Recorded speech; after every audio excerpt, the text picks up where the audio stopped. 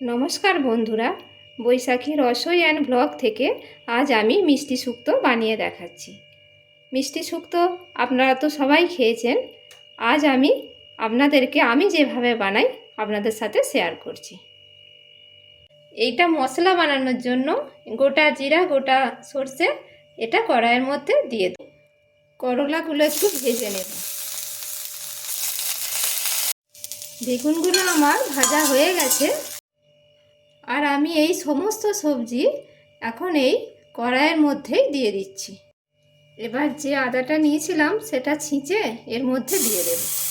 এবার আমি জিরে গুঁড়ো, ধনে গুঁড়ো এর মধ্যে দিয়ে দেব। এখন আমি এর মধ্যে একটু জল দিয়ে দেব।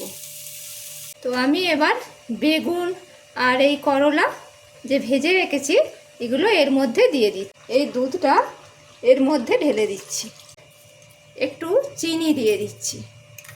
এই বড়িগুলো ভেজে রেখেছি, এই বড়ি ভাজাটা দিয়ে দেব। একটু ঘি ছড়িয়ে দেবো এর মধ্যে। এইভাবে মাঝে মাঝে শুক্তো খেতেও আমাদের খুব ভালো লাগে।